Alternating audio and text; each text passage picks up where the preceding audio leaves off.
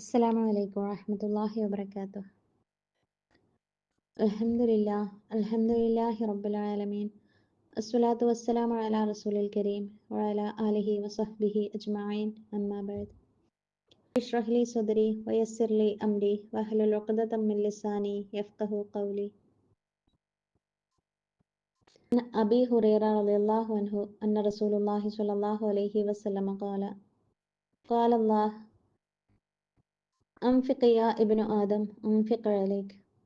അള്ളാഹു പറയുന്നു, ആദം പുത്ര, നീ ചെലവഴിക്കുക, ഞാൻ നിനക്കായി ചെലവഴിക്കും. ഇൻഫാക്കിന്റെ പ്രാധാന്യത്തെപ്പറ്റി അള്ളാഹു സുബ്ഹാനഹു വ തആല പറഞ്ഞ ഖുദ്സിയായ ഹദീസാണിത്.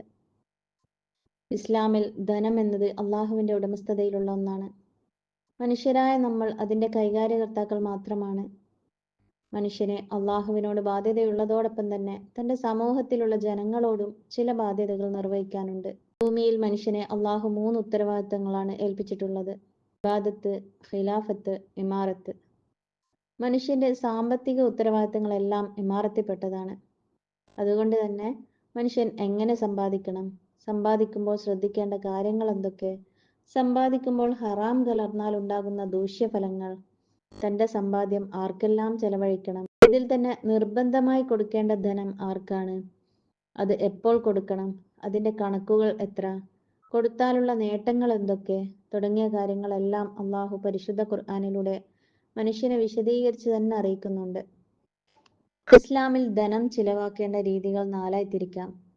അതിൽ 1 സക്കാത്ത്, 2 സ്വതക്ക, 3 പ്രായശ്ചിത്തം, 4 ഗവൺമെന്റ് കൊടുക്കുന്ന നികുതി. അതിൽ സക്കാത്ത് ഇസ്ലാമിൽ പാവപ്പെട്ടവന്റെ ധനമാണ്. അത് നിർബന്ധമായും കൊടുത്തുവിടേണ്ട ബാധ്യതയാണ്. അതിന്റെ കണക്കും വിതരണവും സമയവും ഉദ്ദേശവും എല്ലാം അള്ളാഹു നിശ്ചയിച്ചിട്ടുണ്ട്. അത് പ്രകാരം മാത്രമേ അത് നിർവഹിക്കാൻ പറ്റുകയുള്ളൂ. രണ്ടാമത്തെ ധനം ചെലവഴിക്കുന്നത് സ്വതക്ക രീതിയിലാണ്. സ്വതക്ക ഏറ്റവും വലിയ പുണ്യപ്രവൃത്തിയാണ്.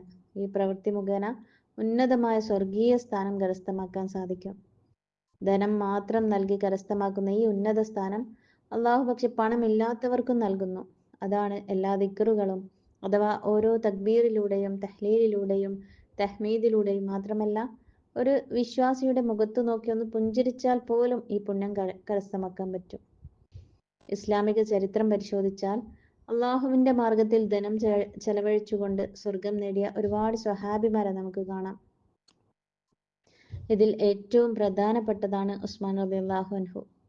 ഒരിക്കൽ നബി സല്ലല്ലാഹു അലൈഹി വസല്ലമ പറഞ്ഞിട്ടുണ്ട്, ഉസ്മാന്റെ ധനം പോലെ എനിക്ക് ഒരു ധനവും പ്രയോജനപ്പെട്ടിട്ടില്ല. കാരണം ഇസ്ലാമിന്റെ ആദ്യഘട്ടത്തിൽ സ്വന്തം ധനം പോലെ നബി സല്ലല്ലാഹു അലൈഹി വസല്ലമ അള്ളാഹുവിന്റെ ദീനിന് വേണ്ടി ഉസ്മാൻ റളിയല്ലാഹു അൻഹുവിന്റെ ധനമെടുത്ത് ചെലവഴിച്ചിരുന്നു.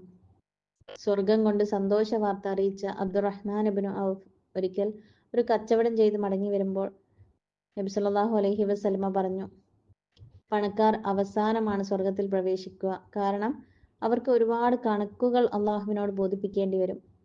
ഇത് കേട്ട് സ്വഹാബി മുഴുവൻ പണവും ജനങ്ങൾക്ക് നൽകിക്കൊണ്ട് പറഞ്ഞു, എനിക്ക് ആദ്യം തന്നെ സ്വർഗത്തിൽ പോകണം. ഇങ്ങനെയുള്ള ഒരുപാട് സ്വഹാബിമാരെ നമുക്ക് ചരിത്രത്തിൽ കാണാം. അള്ളാഹു ഖുർആനിൽ ഒരുപാട് സ്ഥലങ്ങളിൽ പറഞ്ഞിട്ടുണ്ട്, ശരീരം കൊണ്ടും ധനം കൊണ്ടും അള്ളാഹുവിന്റെ മാർഗത്തിൽ യുദ്ധം ചെയ്യുന്നവർക്ക് അള്ളാഹു സ്വർഗം വാഗ്ദാനം ചെയ്യുന്നു. സ്വതക്ക മഹത്വപ്പെടുത്തിക്കൊണ്ട് ഒരുപാട് ഹദീസുകൾ നമുക്ക് കാണാം. സൂര്യൻ ഉദിക്കുന്ന എല്ലാ ഓരോ ദിവസവും മനുഷ്യരുടെ എല്ലാ ഓരോ സന്ധികൾക്കും പുണ്യം നേടാനുണ്ട്. ഈ 2 ആളുകൾക്കിടയിൽ നീതി പുലർത്തുമ്പോൾ അത് ധർമ്മമാകുന്നു. ഒരാളെ അദ്ദേഹത്തിന്റെ യാത്രയിൽ മൃഗത്തിന്റെ കാര്യത്തിൽ സഹായിക്കുന്നത്, അയാളെ അതിലേക്ക് നീ കയറ്റുന്നതും അല്ലെങ്കിൽ അയാളുടെ ചരക്ക് അതിന്മേലേക്ക് കയറ്റിക്കൊടുക്കാൻ സഹായിക്കുന്നതും ധർമ്മമാകുന്നു. നല്ല ഒരു വാക്ക് പറയൽ ധർമ്മമാണ്. നിസ്കാരത്തിലേക്ക് നടന്നു പോകുന്ന ഓരോ കാലടിപ്പാടുകൾക്കും ധർമ്മമുണ്ട്. ദ്രോഹകരമായത് വഴിയിൽ നിന്ന് നീക്കം ചെയ്യലും ധർമ്മമാണ്. ഈ ഹദീസിലൂടെ അള്ളാഹു സ്വതക്കയുടെയും സക്കാത്തിന്റെയും മഹത്വമാണ് പറയുന്നത്. ദാനധർമ്മങ്ങളുടെ മഹത്വം അത്രയും മഹത്തരമുള്ളതാണെന്ന് അള്ളാഹു ഊന്നി പറയുന്നുണ്ട് ഖുർആനിലൂടെയും ഹദീസിലൂടെയും. അതൊക്കെയും നമ്മുടെ ജീവിതത്തിൽ പകർത്തുവാനും അതിനുള്ള പ്രതിഫലം കരസ്ഥമാക്കാനും അള്ളാഹു നമുക്ക് തൗഫീഖ് ചെയ്യുമാറാകട്ടെ. ആമീൻ. വആഖിറു ദഅ്വാന അനിൽ ഹംദുലില്ലാഹി റബ്ബിൽ ആലമീൻ.